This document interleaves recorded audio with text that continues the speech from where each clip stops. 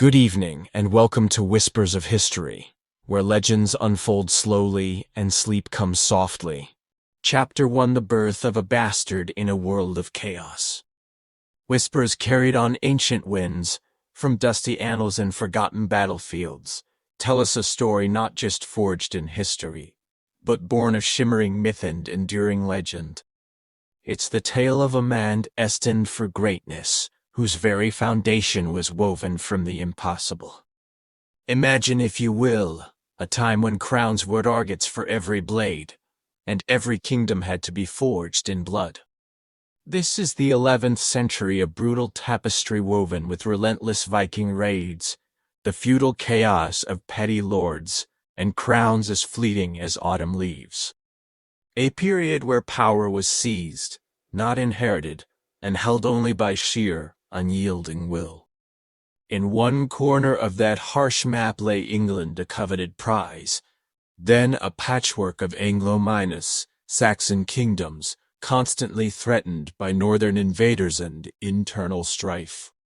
Across the English Channel, shrouded in mist, lay Normandy, a duchy carved out by the very Viking ancestors who once sowed terror across the seas. It was a land of fierce warriors and ambitious dukes, where stability was a dream and conquest a constant reality. This was the world into which William would be born. A world where only the strong could survive, and the weak were utterly consumed. A world that would demand everything from him and then some. And in this harsh landscape, a man would be born, marked by an unusual destiny. His father was Robert I, Duke of Normandy, a man known for his impulsive passions and adventurous spirit. A powerful leader, yet also notorious for his less formal liaisons. And it was from one such relationship that he fathered a child with Herolve, the daughter of a tanner from Falaise. That child, the one we speak of today, was William, a bastard son, an illegitimate child in the eyes of the rigid society of his time. This wasn't merely a social stigma. It was a profound vulnerability. A fatal flaw in a world where noble lineage and blood purity were paramount, dictating one's very fate. From the moment he drew his first breath, William carried a burden that legitimate noble children could never comprehend. Then, tragedy struck. Robert, William's father, on a pious pilgrimage to Jerusalem, died suddenly en route, perhaps from illness. He left no legitimate heir. Only a 7-year-old bastard son to inherit a duchy already fractured and seething with ambitious barons and simmering resentment. William inherited not a stable throne, secured by tradition and noble loyalty. Instead, he inherited a hornet's nest ready to erupt. Ale and where power was a prize for anyone audacious or ruthless enough to seize it. His claim was tenuous at best. His very existence a provocation to those who believed they had a stronger, purer right to rule. William's early years were a relentless struggle for survival. Normandy plunged into chaos. His guardians, those who were supposed to protect him, were brutally assassinated one after another by enemies seeking to carve up the duchy. His tutors were mysteriously murdered. And William himself, even as a mere child, narrowly escaped multiple assassination plots. Sometimes he was forced to flee his bed in the dead of night to avoid being kidnapped or killed. He grew up in an environment where trust was a luxury he could rarely afford. He learned his first and perhaps most brutal lesson. Loyalty was a fragile commodity, to be bought with blood and maintained with an iron fist, trusting no one but himself. Imagine growing up constantly surrounded by enemies, where every smile could conceal a dagger, where your very existence was a perpetual challenge to those who believed they had a better, purer claim. This was William's inheritance, not just a contested title, but the harrowing knowledge that power was never truly given peacefully. It had to be violently seized and relentlessly defended.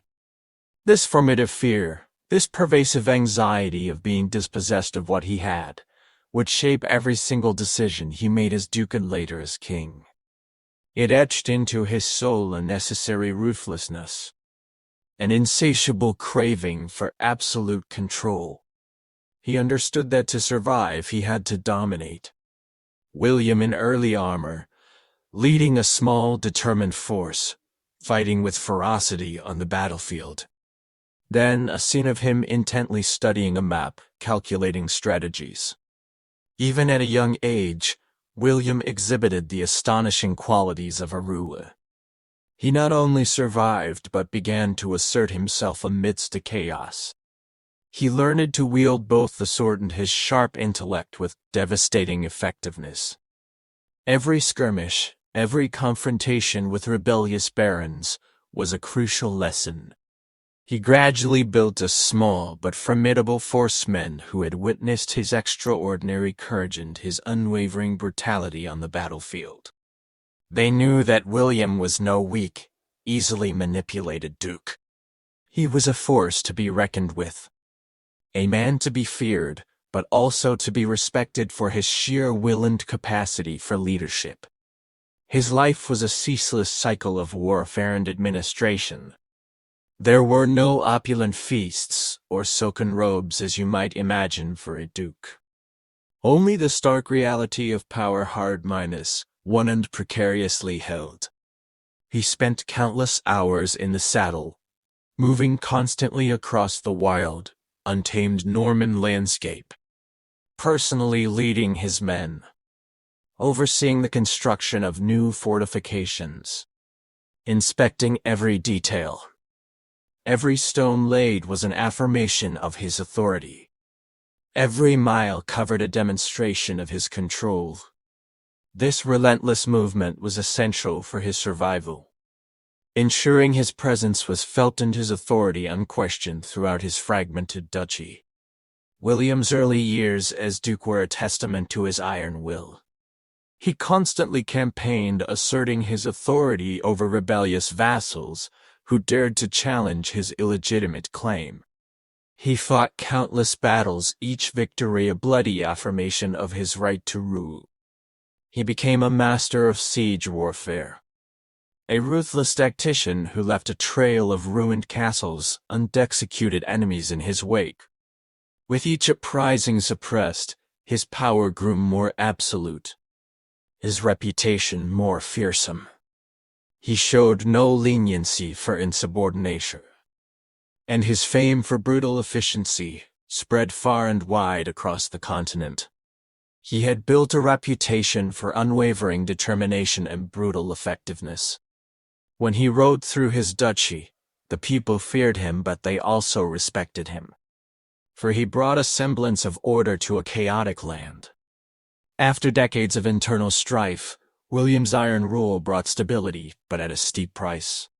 He was a man consumed by the need for control, a craving for absolute obedience that would later curdle into a demand for total submission from everyone in his path. And this was just the beginning of what was to come, as his gaze began to extend beyond the borders of Normandy, toward a richer kingdom. Across the shimmering channel, a kingdom ripe for the taking. Chapter to the Duke's ascent in the allure of England. By the time he reached adulthood, William had transformed from a vulnerable boy into a formidable leader. He was physically imposing with a powerful, stocky build that belied his speed and agility in battle. His fierce gaze commanded respect, and his presence alone could quiet a room. He excelled in every aspect of medieval warfare, leading his knights with a ferocity that inspired both awe and terror among his men and enemies alike. Yet he was not merely a brute. William was also a shrewd diplomat, forging critical alliances through calculated marriages and strategic grants of land. His intellect was sharp, his resolve unshakable, and his understanding of feudal politics profound. He understood the delicate balance of allegiances, the intricate web of loyalty and betrayal that characterized the feudal system.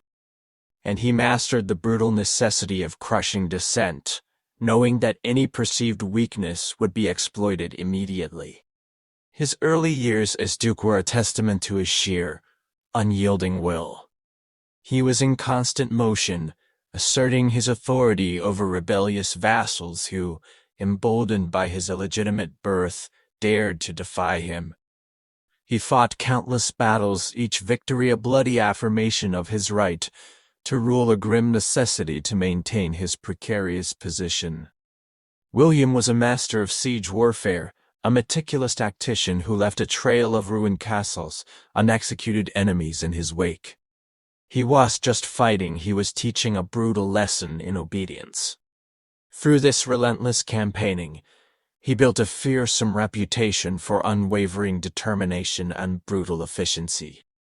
When he rode through his duchy, the people may have feared him, but they also respected him for his iron rule, brought a semblance of order to a chaotic land.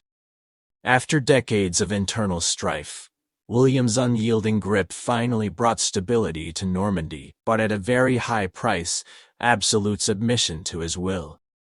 But here's the harsh reality of being a duke, especially this duke. You were never truly secure. The shadow of your birth, the constant whispers of the bastard haunted your every move, a perpetual challenge to your authority. You were a self-made man in a world obsessed with inherited purity, where lineage was everything. Your legitimacy was a battle fought anew with every rebellious baron, every slight from a rival potentate, every whispering courtier. You were forging your own destiny with every swing of your sword. But the anvil was always hot, and the hammer blows ceaseless. This unending struggle forged a man consumed by the need for ultimate control, a craving for absolute obedience that would soon extend far beyond the borders of Normandy. Then came the grand opportunity, glimmering like a beacon across the English Channel, the English throne.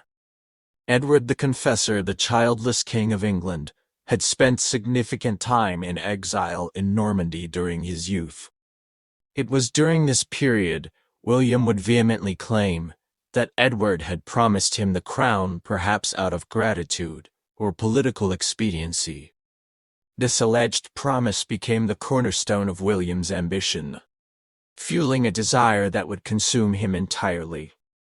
When Edward the Confessor died in January 1066, the stage was set for a monumental clash. A powerful English Earl, Harold Godwinson, was swiftly crowned king in Westminster Abbey, brushing aside William's distant claim. This wasn't merely a slight. It was a profound, existential threat to William's entire identity and authority. If William couldn't enforce his rightful claim to the English throne, his very legitimacy, and thus his power in Normandy, would crumble. He knew that the eyes of all Europe were on him, waiting to see if the bastard could truly defy fate and claim a kingdom. The challenge was immense. William immediately began to gather his forces, a monumental undertaking that required meticulous planning, immense resources, and a deep understanding of logistical challenges that few rulers of his time possessed. He envisioned thousands of men, hundreds of ships, vital supplies, and powerful war horses, all to cross a treacherous channel and invade a hostile land defended by a formidable warrior-king. This was no mere raid. It was a full-scale invasion, a gamble with stakes as high as they could possibly be. William spent months rallying support both within Normandy and across continental Europe. He promised vast tracts of land, untold plunder, and immense wealth to his followers, ensuring their loyalty through the allure of riches. Crucially, he also secured the Pope's blessing, branding his invasion a holy crusade against a perjured king. This religious sanction not only lent moral authority to his cause, but also attracted more warriors to his banner. The pressure was immense. Every resource, every man, every shred of his reputation was on the line. One wrong move, one violent storm, one missed opportunity, and his entire life's work, his very future, could evaporate. Yet fate, or perhaps divine intervention, seemed to be on his side. As William waited for favorable winds, King Harold Godwinson was forced to confront a brutal Viking invasion in the north, led by Harald Hardrada and Harold's own brother, Stig. Harold's stunning victory at the Battle of Stamford Bridge came at an enormous cost. He was then forced to march his exhausted army hundreds of miles south in a matter of days to meet William's forces. This forced march left Harold's army depleted, fatigued, and utterly unprepared for the ferocity of the Norman assault. The winds finally favored him. William launched his invasion in late September 1066, landing unopposed at Pevensey Bay.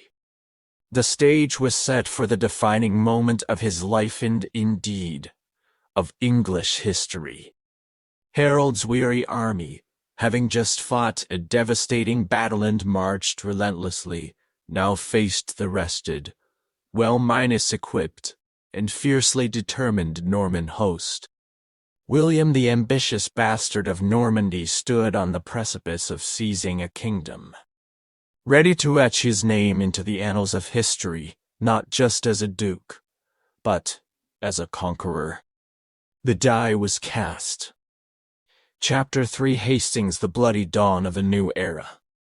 On October 14th, 1066, the sun rose over Senlac Hill. It cast long shadows over the two great armies assembled for battle.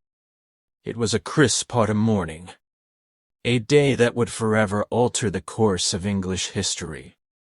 On one side, the disciplined Anglo-Saxon shield wall of King Harold Godwinson, a formidable, almost impenetrable human fortress, comprised of hardened infantry wielding axes and spears.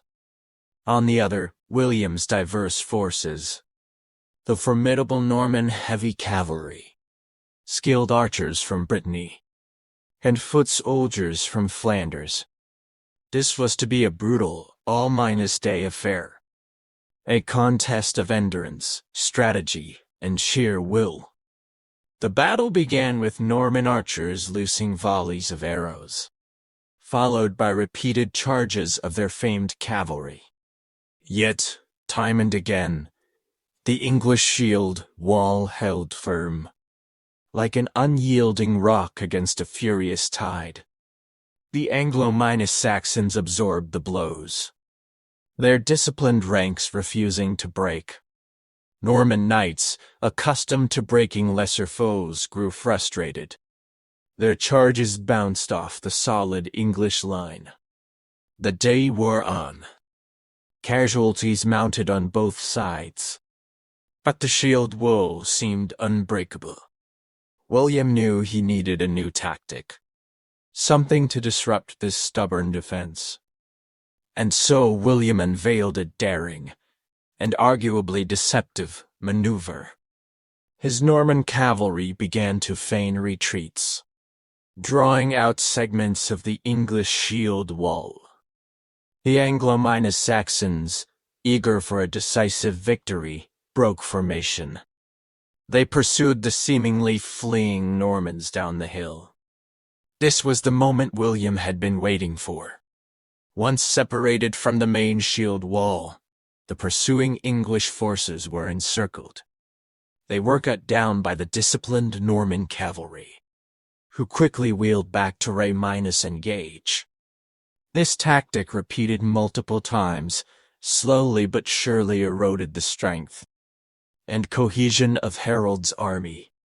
Despite the Norman tactics, the core of the English army around Harold fought on. They fought with fierce loyalty. The fighting was ferocious. Hand minus to minus hand. A brutal dance of death. Harold himself, a formidable warrior, fought valiantly. He inspired his men. But, as the day wore on, the tide began to turn. The shield wall, once impregnable, was now ragged, its numbers dwindling. Then came the defining, devastating blow. Accounts vary, but it's widely believed Harold Godwinson was struck by an arrow in the eye, or perhaps brutally cut down by Norman knights as he lay wounded. With Harold's death, the English resistance shattered. The shield wall, deprived of its king and rallying point, broke in disarray. Panic set in. The remaining English forces fled the field, pursued mercilessly by the Norman cavalry. The battle had raged nearly the entire day. Now it was over. William's victory was absolute, though hard-won and soaked in blood. The last Anglo-Saxon king of England was dead. And with his fall, an entire era came to a brutal, abrupt end. The course of English history was irrevocably altered. And so William the Bastard was no more. In his place stood William the Conqueror. He had done the impossible. He launched one of the most audacious invasions in history.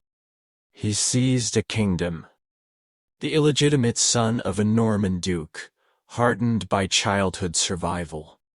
He had proven his might against all odds. He claimed his destiny. His ascension to the English throne was just a change in leadership.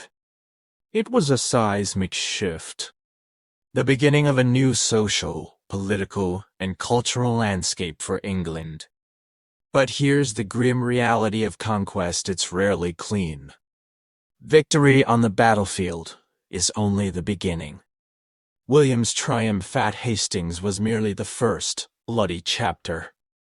England wouldn't simply accept a foreign king. The physical toll of conquest was immense. But the psychological burden of holding on to the kingdom was heavier. William knew winning the crown wasn't enough.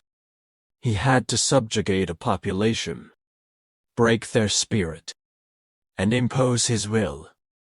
William would spend the next decade suppressing rebellions, laying waste to vast swaths of England, in what became known as the harrying of the North.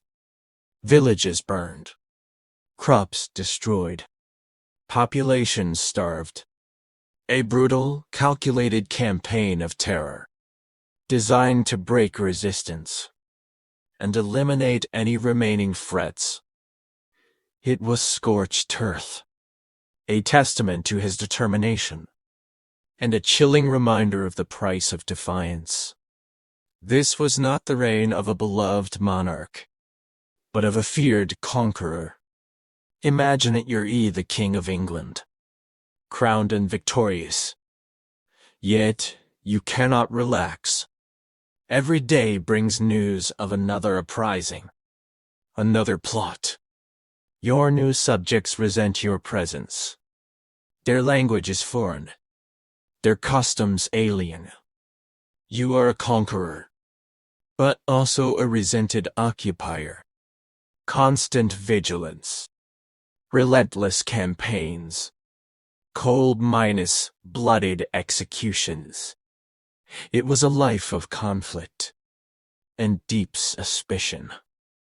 His coronation was the end of struggle, but the beginning of a more arduous battle.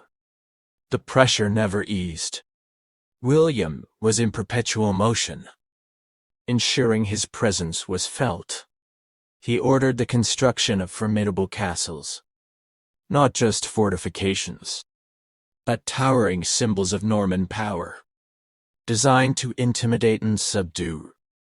The Tower of London, a grim bastion of his authority, began under his command. He was architect of a new order, But building it meant dismantling the old. Peace by agonizing peace. Chapter for the great preparation for invasion. Having secured his position, however precariously, in Normandy, William's gaze was now firmly fixed across the Channel. His claim to the English throne, though legally debatable, was politically absolute in his mind.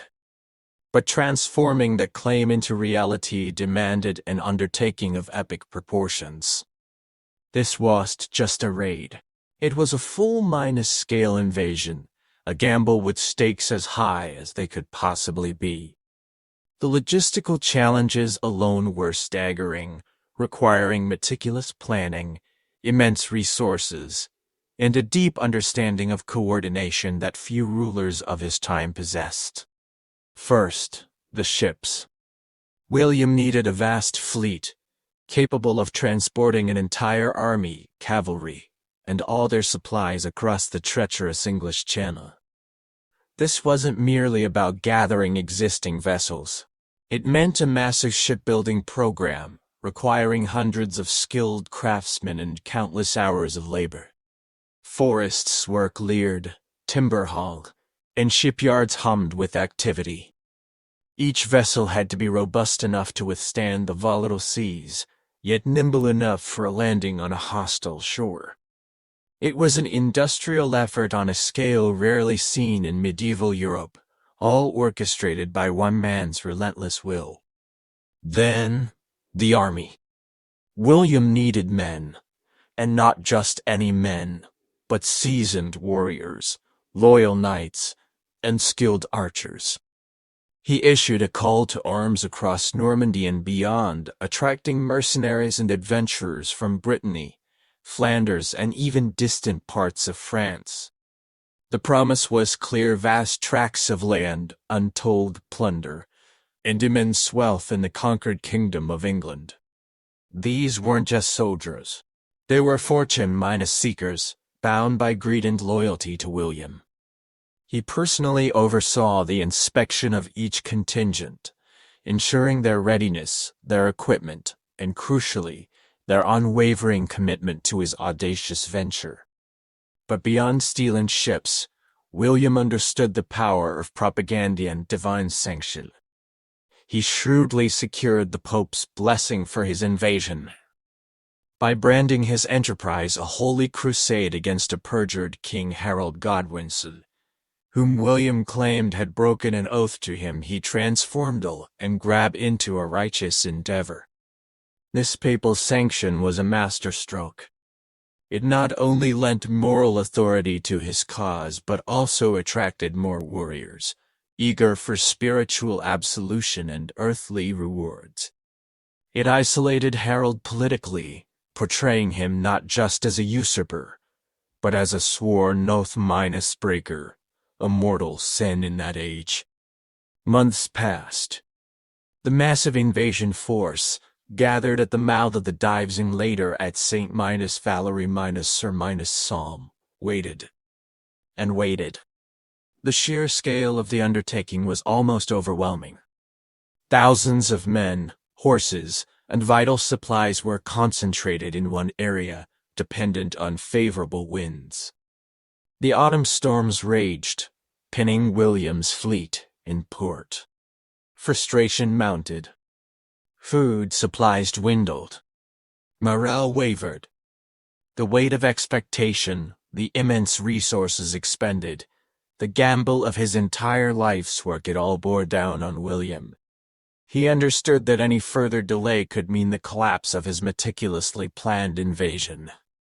Yet, fate, or perhaps divine intervention, seemed to be on his side. As William waited for favorable winds, a new, unforeseen threat emerged to herald Godwinson's nascent train. Harald Hardrada, the fearsome king of Norway, a legendary Viking warrior, launched a massive invasion of northern England, allied with Harold's own treacherous brother, to Stig Godwinson. This forced King Harold into an agonizing dilemma. He had to defend his northern border against an immediate, brutal threat. Harold, with incredible speed and determination, marched his Anglo-Saxon army north from London, covering hundreds of miles in a matter of days. He met Hardrada's forces at the Battle of Stamford Bridge and achieved a stunning, decisive victory, wiping out the Viking threat. But this triumph came at an enormous cost. His army, though victorious, was utterly exhausted, depleted, and vulnerable. They had just fought a brutal battle, suffered heavy casualties, and were now hundreds of miles from the southern coast. It was at this precise moment, with Harold's army recovering from one brutal engagement, then being forced into a relentless, exhausting march south, that the winds finally shifted in William's favor. He received news of Hardrada's invasion and Harold's subsequent forced march, a grim satisfaction surely spreading across his face. The divine providence he had prayed for seemed to manifest in this extraordinary turn of events. The timing was nothing short of miraculous for William. With the newfound favorable winds and Harold's army crippled by fatigue, William launched his invasion in late September 1066. His massive fleet, carrying thousands of men and horses, set sail for England. They landed unopposed at Pevensey Bay in Sussex, establishing a secure beachhead before Harold's exhausted forces could even reach them. The Norman army disembarked, setting up camp, foraging, and preparing for the inevitable confrontation, rested and ready. The stage was now set for the defining moment of his life, and indeed, for the entire course of English history. Harold's weary army, having just fought a devastating battle in the north and marched relentlessly for days, now faced the rested, well-equipped, and fiercely determined Norman host. William, the ambitious bastard of Normandy, stood on the precipice of seizing a kingdom, ready to etch his name into the annals of history, not just as a duke, but as the conqueror. The die was cast. The future of England hung in the balance, poised to be forged in blood on the fields of Sussex. Chapter 5: Hastings, the bloody dawn of a new era. On October 14th, 1066, the sun rose over Senlac Hill, casting long shadows over the two great armies assembled for battle. It was a crisp autumn morning, a day that would forever alter the course of English history. On one side, the disciplined Anglo-Saxon shield wall of King Harold God, Winson, a formidable, almost impenetrable human fortress, comprised of hardened infantry wielding massive axes and spears, their shields locked. On the other, William's diverse forces, the formidable Norman heavy cavalry, skilled archers from Brittany, and tenacious foot soldiers from Flanders. This was to be a brutal, all-day affair, a contest of endurance, strategy, and sheer, bloody will. The battle began with Norman archers loosing devastating volleys of arrows, followed swiftly by repeated, thunderous charges of their famed cavalry. Yet, time and again, the English shield wall held firm. Like an unyielding rock against a furious tide, the Anglo-Saxons absorbed the blows, their disciplined ranks refusing to break. Norman knights, accustomed to breaking lesser foes, grew increasingly frustrated as their charges seemed to simply bounce off the solid English line. The day wore on, with casualties mounting on both sides, but the shield wall seemed utterly unbreakable, a testament to Anglo-Saxon resilience and Harold's superb generalship. And so William, ever the cunning tactician, unveiled a daring and arguably deceptive maneuver. His Norman cavalry began to feign retreats, appearing to flee in disarray. The Anglo-Saxons, eager for a decisive victory and perhaps fueled by battle rage, broke formation to pursue the seemingly fleeing Normans down the hill. This was the moment William had been waiting for, a trap meticulously laid. Once separated from the main shield wall, the pursuing English forces were then suddenly encircled and mercilessly cut down by the disciplined Norman cavalry, who quickly wheeled back to engage the isolated groups. This tactic, repeated multiple times, slowly but surely began to erode the strength and cohesion of Harold's exhausted army. Despite the devastating Norman tactics, the core of the English army around Harold, his elite housecarls, continued to fight with fierce, unwavering loyalty. The fighting was ferocious, often hand-to-hand, a brutal dance of death in the muddied blood. Harold himself, a formidable warrior king, fought valiantly, inspiring his dwindling men with his presence. But as the day wore on, and the Anglo-Saxon ranks thinned, the tide began to turn irrevocably. The shield wall, once impregnable, was now ragged. Then came the defining, devastating blow. Accounts vary on the exact moment, but it's widely believed that Harold Godwinson was struck by an arrow in the eye, or perhaps brutally cut down by a group of Norman knights as he lay wounded. With Harold's death, the English resistance shattered. The shield wall, deprived of its king and its rallying point, finally broke in utter disarray. Panic set in, and the remaining English forces fled the field, pursued mercilessly by the Norman cavalry. The battle, which had raged for nearly the entire day, from dawn till dusk, was finally over. William's victory was absolute, though hard -1 and soaked in Anglo-Saxon blood. And Sir William the Bastard was no more. In his place stood William the Conqueror. He had done the impossible. He had successfully launched one of the most audacious invasions in history and seized a kingdom. The illegitimate son of a Norman duke, hardened by a childhood of plots and survival, had proven his might against all odds.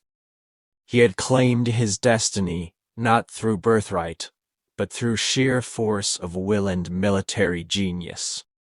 His ascension to the English throne was just a change in leadership. It was a profound seismic shift, the beginning of a new social, political, and cultural landscape for England, one that would define its future for centuries. But here's the grim reality of conquest: it's rarely a clean affair, and victory on the battlefield is only the beginning. William's triumph at Hastings was merely the first, bloody chapter in his reign. England wasn't simply going to accept a foreign king, even one who had proven his might. The physical toll of the conquest was immense, but the psychological burden of holding onto a newly acquired kingdom was arguably heavier. William knew that merely winning the crown was insufficient. He had to utterly subjugate an entire population, break their spirit, and impose his will in every corner of the land. And so, the years following Hastings were a brutal, relentless campaign of pacification. William would spend the next decade relentlessly suppressing numerous rebellions, laying waste to vast swaths of England in what became known as the infamous harrying of the North. Villages were burned to the ground, crops were destroyed, and populations were deliberately starved. A calculated campaign of terror designed to utterly break the spirit of resistance and eliminate any remaining threats to his iron rule. It was a scorched-earth policy, a chilling testament to his unwavering determination, and a brutal reminder of the terrifying price of defying the conqueror. This was not the reign of a beloved monarch, but of a feared, utterly ruthless occupier. Imagine it: you're the King of England, crowned and victorious, celebrated by your own men, yet you cannot truly relax. Every day brings news of another uprising, another treacherous plot. Your new subjects resent your very presence. Their language is foreign to you, their customs alien, their loyalty is fractured.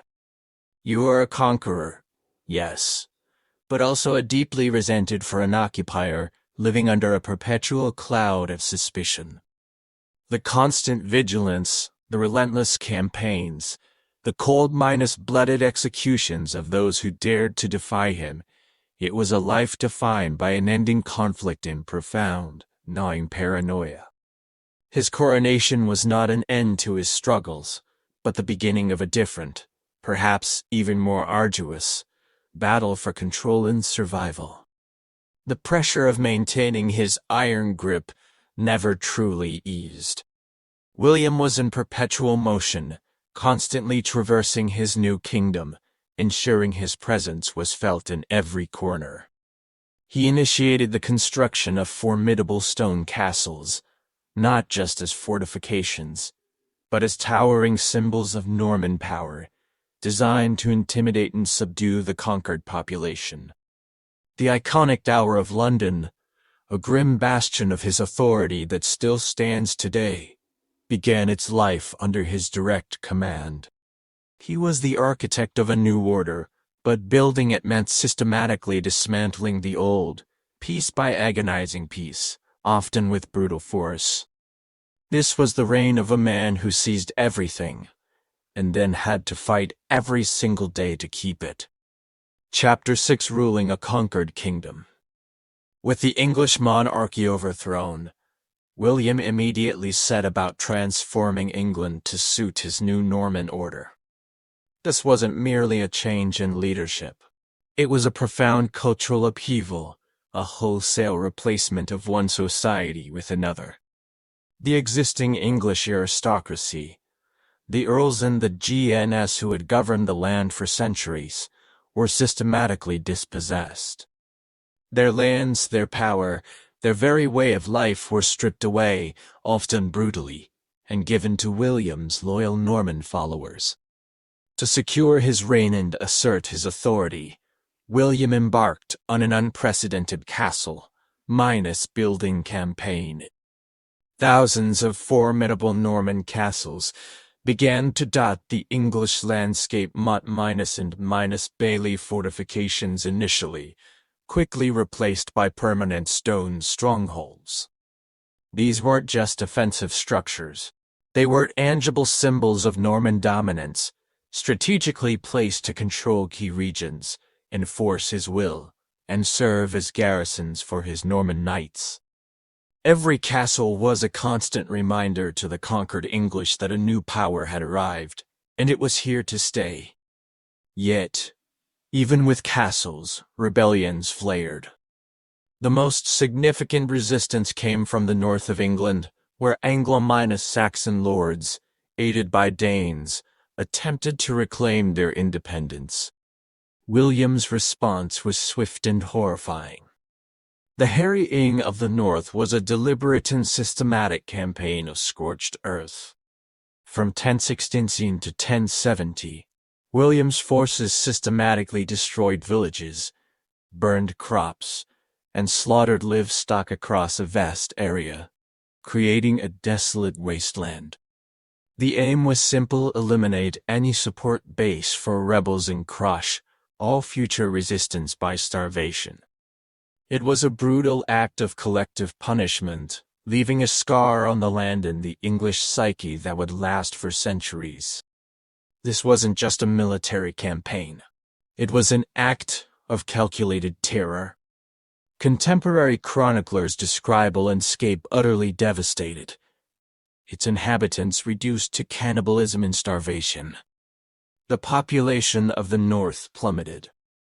While it successfully quelled rebellion, it earned William a reputation for unparalleled ruthlessness, and for the conquered English, it solidified his image as a tyrant rather than a rightful king.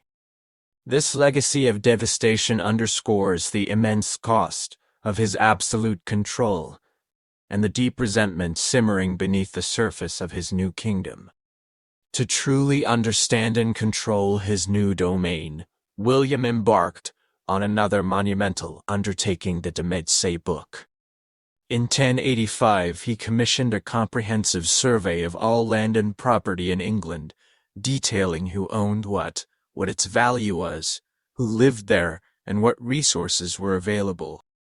This wasn't just a census. It was a tool for total control, enabling him to assess taxes more accurately, identify potential sources of rebellion, and solidify his feudal hierarchy. For the English, it was a chilling symbol of the conqueror's absolute power. No detail was too small, no property too insignificant to escape his scrutiny. Beyond the military and administrative control, William imposed a profound cultural shift. Norman French became the language of the court, law, and government, gradually replacing Old English among the elite. This linguistic imposition wasn't just a matter of convenience. It was a powerful tool of cultural dominance, creating a linguistic barrier between the Norman rulers and the conquered English populace. Over time, this would lead to a unique blend of languages, but initially, it emphasized the subordinate status of the English and their culture. William also extended his iron grip over the English church. He systematically replaced Anglo-Saxon bishops and abbots with Normans loyal to him, ensuring the church in England served as another pillar of his authority, rather than a potential source of independent power. While he was a devout man by the standards of his time, his actions were driven by pragmatism and a desire for unwavering obedience. The church, an immensely powerful institution, became an integral part of his new administrative structure, further cementing his control over every aspect of English life. In essence, William transformed England from its Anglo-Saxon roots into a Norman-French feudal state. He systematically dismantled the old social and administrative structures, replacing them with a centralized, Norman-controlled system. The feudal hierarchy, with William at its apex, became firmly entrenched, linking land tenure directly to military service and loyalty to the king. This wholesale restructuring was necessary to secure his rule, but it left a bitter legacy of resentment among the conquered population, a deep cultural wound that would take centuries to heal. This was the relentless reality of William's reign. He was a man consumed by the need for ultimate control, haunted by the insecurity of his birth, and burdened by the immense task of holding a conquered kingdom. Every decision was strategic, every action calculated, driven by a constant fear of losing what he had so violently seized. He had conquered England, but in doing so he became a prisoner of his own success, forever vigilant, forever fighting to maintain his hard-1 power against a populace that resented him. The grandeur of his court, the wealth he amassed, the dynasty he founded, all were built upon a foundation of absolute power, achieved through brutal force and maintained through a terrifying level of control. William the Conqueror had forged a new England, but he had done so with an iron hand, leaving an indelible mark of both progress and profound suffering. His reign was a testament to his indomitable will, but it also revealed the immense personal cost of wielding such overwhelming power. Chapter 7: The Scars of Power, Physical Decline and Mental Erosion. The relentless campaigns, the ceaseless travel, the constant pressure of ruling a conquered kingdom all took an immense toll on William's powerful physique. By the 1082s, the once fearsome warrior, known for his imposing stature and boundless energy, was a shadow of his former self. His body, once an instrument of war and a symbol of his strength, had become a burdensome prison, a constant source of agony. The years of brutal campaigning, the countless hours in heavy armor, and the very specific diet of a wealthy medieval lord began to catch up to him. He suffered terribly from gout, a common and excruciating condition for the wealthy of his era, exacerbated by a diet rich in meat, game, and fine wines. This inflammatory arthritis caused agonizing pain in his joints, particularly his feet and hands. Chroniclers describe him roaring in agony when forced to walk or even stand for too long. During severe attacks, even the weight of a bed sheet on his feet could cause him to scream out in pain. His once powerful hands would swell and turn angry red, becoming so sensitive that the mere sound of loud footsteps across a room could provoke his furious rage at courtiers for their carelessness. William's once athletic 30-inch waist had expanded dramatically, ballooning to an estimated 54 inches. The man who could once sleep onto a horse in full armor now had to be hoisted onto his mount with a special crane, a humiliating necessity for a ruler whose identity was so intertwined with his physical prowess and masculinity. The very armor he had once worn with such pride now seemed to mock his failing body, an uncomfortable, heavy shell that encased him and increasingly diminished by pain and infirmity. Beyond the visible pain, there was also the invisible, yet ever-present, humiliation of his physical decline. Accounts from the time suggest that William suffered from chronic, unhealing wounds, likely from his many battle injuries or perhaps deep-seated infections. These wounds would have oozed pus and given off a foul stench that could be smelled several rooms away. Imagine being the most powerful man in England, the embodiment of divine right, yet unable to escape the indignity of constantly needing servants to clean your suppurating wounds, knowing that your courtiers could smell you before they saw you. It was a constant, agonizing reminder of his own mortality and vulnerability. The relentless physical agony, combined with the immense stress of his reign, undoubtedly took a heavy toll on William's mental state. While direct evidence is scarce, modern medical historians speculate that repeated head injuries from battle, or even the prolonged pain itself, could have led to a form of mental decline.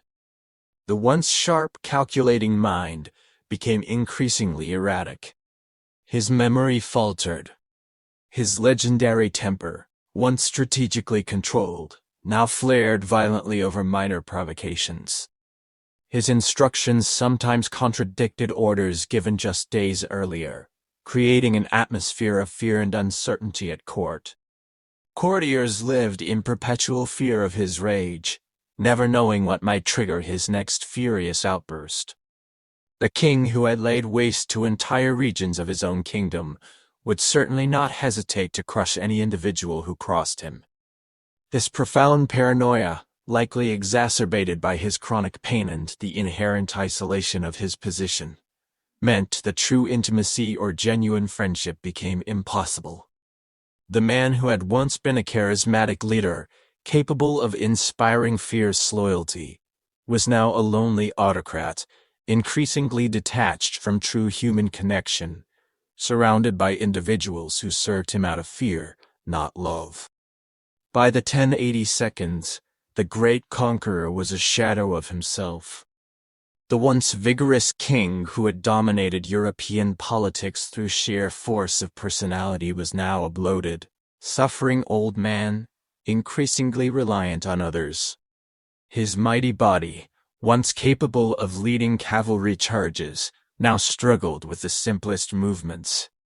He could no longer command the battlefield as he once did, nor truly enjoy the spoils of his conquest. His immense personal power, hard-1 unbrutally maintained, had become a cage, trapping him in a world of constant pain and suspicion. And through it all, William had to maintain the facade of kingship. The royal portraits from his later years, commissioned to project an image of unshakable power, show a stern, imposing figure, a carefully crafted image that bore little resemblance to the broken man behind it. No signs of weakness could be shown, no admission of pain or fear.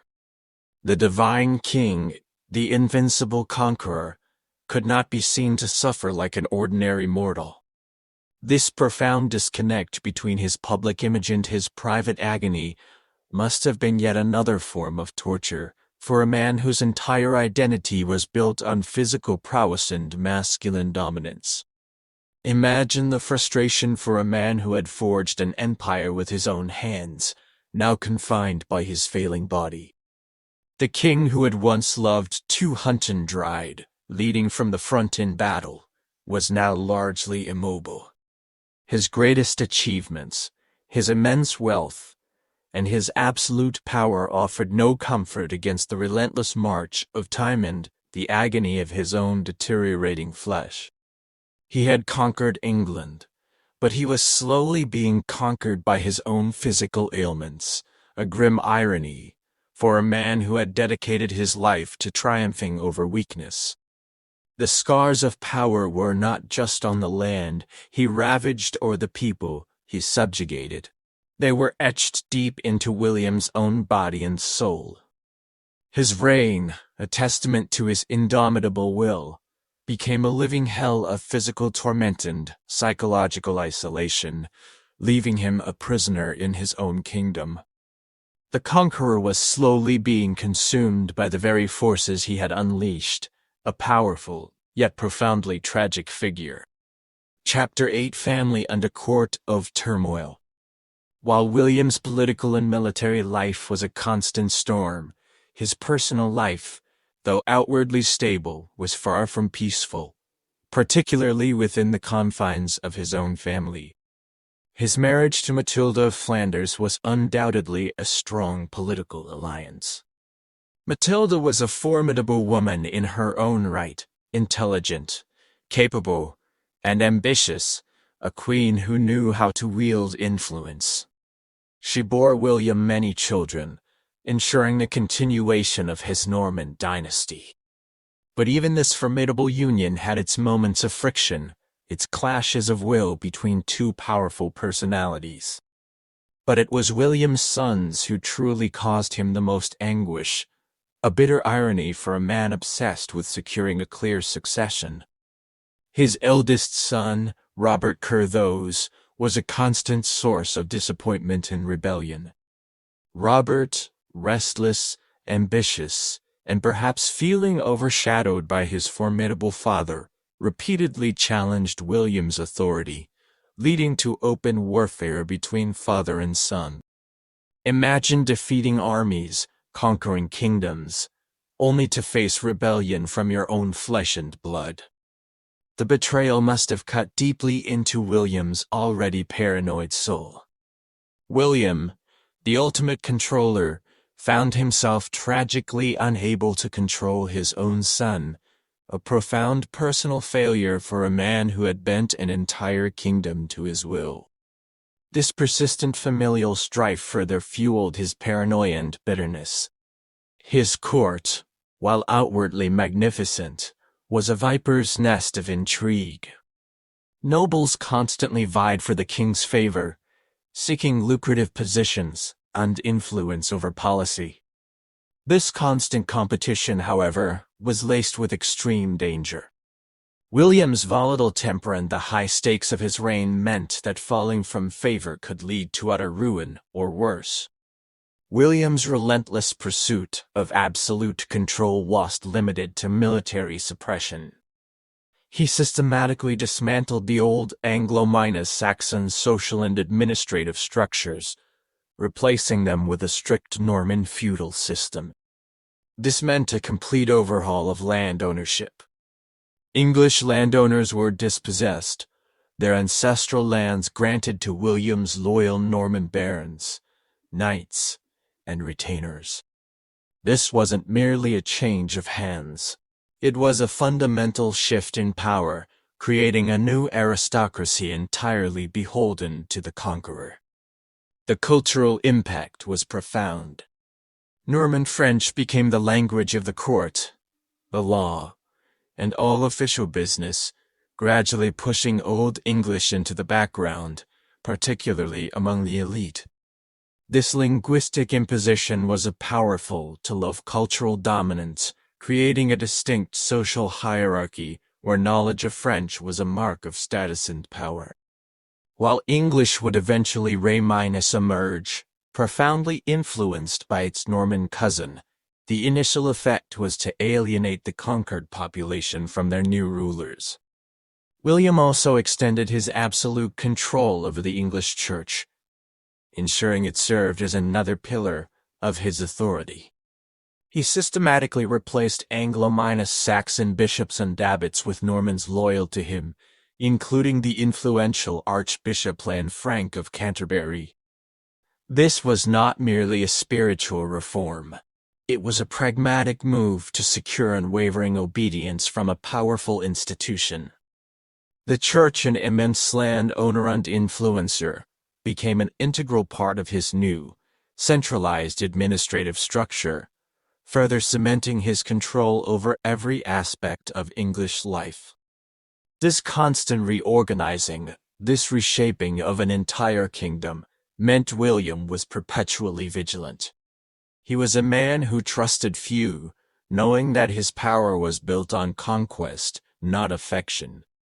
His reign was a constant tightrope walk, balancing the competing interests of his Norman barons, suppressing native English revolts, and maintaining his authority over his own rebellious sons. He spent his later years embroiled in petty border disputes and frustrating family squabbles, a far cry from the grand ambitions of his youth, yet still demanding his full, weary attention. By the 1082s, the once tireless conqueror was visibly suffering. The physical toll of decades of warfare, constant travel, and the immense stress of his reign had aged him prematurely. His massive body, once a symbol of his strength, had become a burden, plagued by chronic pain from gout and his many old injuries.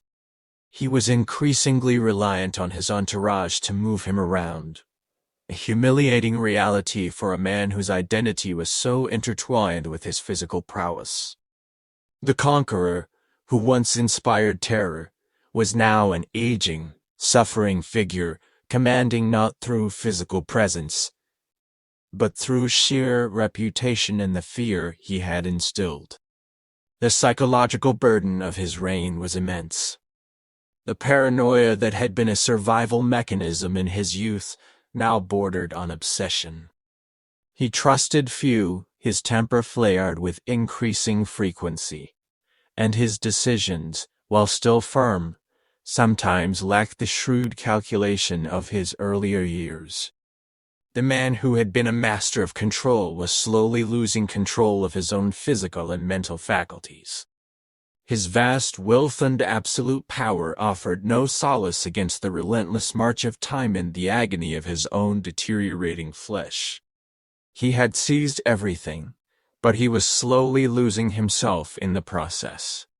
For all his triumphs, William the Conqueror was destined to live a life marked by perpetual struggle, a constant fight to maintain the power he had so violently seized. The very foundations of his rule, conquest, imposition, and fear, ensured that true peace, both within his kingdom and within himself, would forever remain elusive. He had shaped an empire, but he had done so at the cost of his own tranquility, leaving him a formidable yet profoundly isolated figure, facing the end of his life not with serenity, but with the grim reality of unceasing conflict. Chapter 9: The Conqueror's Undignified End and Enduring Legacy. The year is 1087. William, still plagued by his physical ailments, unburdened by his relentless responsibilities, was embroiled in a punitive campaign against the French king, leading a destructive siege on the city of Mantes. During the conflict, a tragic, almost ironic accident occurred. His horse, startled by something unforeseen, reared violently, throwing the aging king against the pommel of his saddle. The impact caused severe internal injuries, a catastrophic blow to a body already ravaged by pain and illness. The mighty conqueror, who had faced countless battles, now lay dying, loaded and feverish, his life forsebbing away. William the Conqueror died as many tyrants do far from home, not surrounded by loved ones, but by the stench of sickness and the cold calculations of his subordinates. His final moments were marked by a profound sense of isolation. Most of his ambitious courtiers, ever pragmatic, had already departed to secure their positions with the incoming regime of his sons, already looking towards the future power dynamic. The king who had executed so many now faced his own mortality virtually alone, his immense power offering no solace in his final agony. In his final hours, William reportedly called for his confessor, expressing deep remorse for the bloodshed and suffering he had caused throughout his tumultuous life. He is said to have confessed his sins, lamenting the devastation he had wrought, particularly the harrying of the North. What final confession did he wish to make? What last-minute spiritual anxieties did he hope to resolve as the darkness closed in? We can only speculate, but the conqueror, a man who had bent the will of nations, now faced the ultimate judgment of his own soul. What we do know is that William's death was as undignified as much of his life had been brutal. His corpse, bloated from internal injuries and rapid decomposition, was left largely unattended after his passing.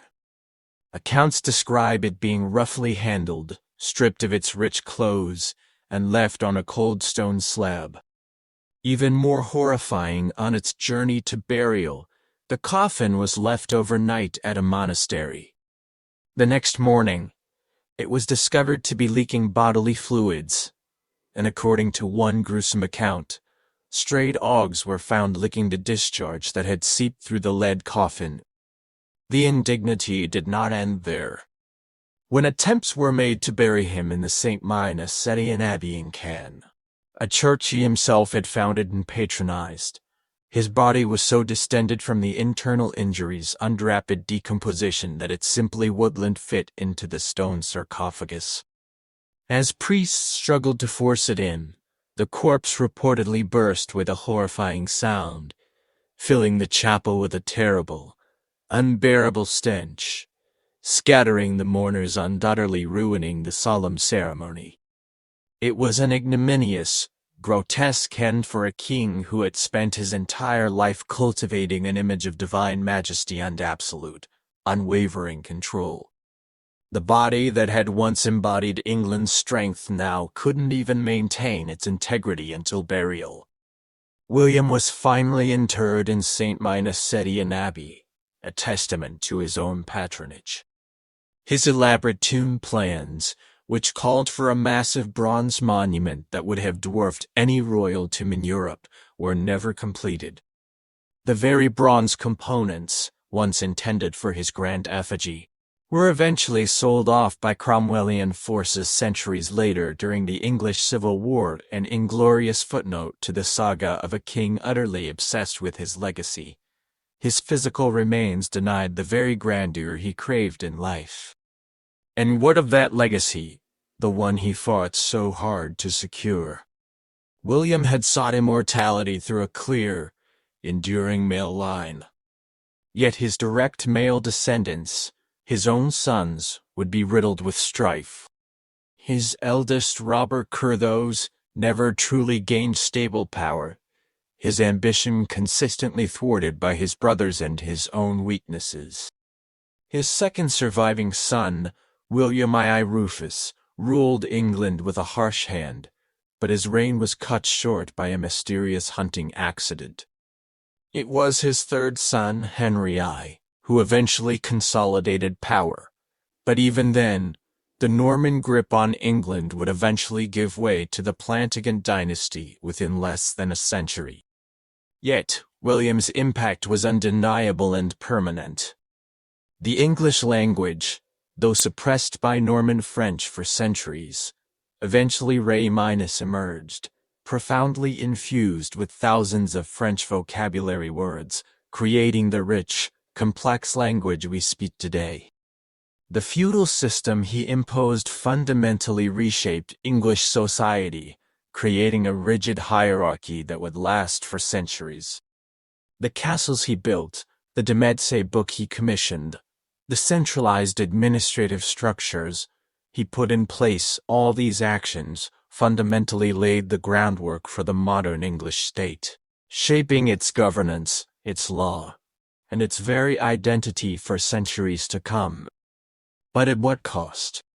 How many lives were destroyed in service to William's ambition, his ruthless pragmatism, and his insatiable need for absolute control?